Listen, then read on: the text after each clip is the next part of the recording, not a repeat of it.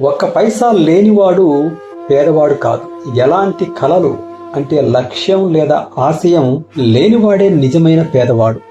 ఈ కొటేషన్ మనిషి యొక్క జీవితంలో డబ్బు కంటే లక్ష్యం లేదా ఆశయం అనేది ఎంత ముఖ్యమైందో తెలియజేస్తుంది. ఈ రోజు చేతిలో చిల్లిగవ్వ లేకపోయినా రేపు కష్టపడి సంపాదించవచ్చు.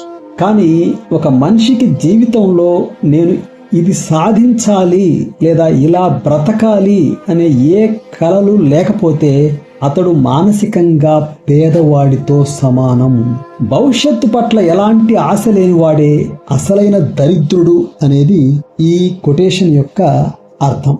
కలలు లేదా లక్ష్యాలు మనిషికి ఒక మార్గదర్శి లాంటివి. అవి మనకు ఉదయాన్నే నిద్రలేచి కష్టపడే ఉత్సాహాన్ని, కష్టాలను ఎదిరించే ధైర్యాన్ని ఇస్తాయి. ఒక గొప్ప కలను సాధించాలనే తపన ఉన్న వ్యక్తి తన వద్ద డబ్బు లేకపోయినా తన పట్టుదలతో ఏదైనా సాధించగలడు. బ్యాంకు బ్యాలెన్సు, ఆస్తులు మాత్రమే సంపద కాదు.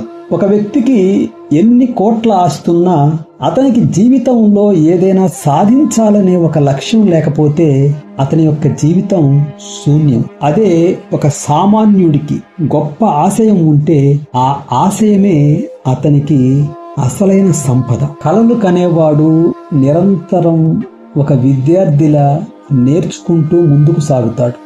జేబులో డబ్బులు లేకపోవడాన్ని చూసి ఎప్పుడూ బాధపడకూడదు. అది కేవలం తాత్కాలికమే. కానీ జీవితంలో ఎలాంటి లక్ష్యం, ఉత్సాహం లేదా కలలు లేకపోతే మాత్రం అది జీవితాంతం ఉండే శాశ్వత పేదరికం. మనిషి ఎదుగుదలకు మూల కారణం అతని ఆలోచనలు మరియు కలలే.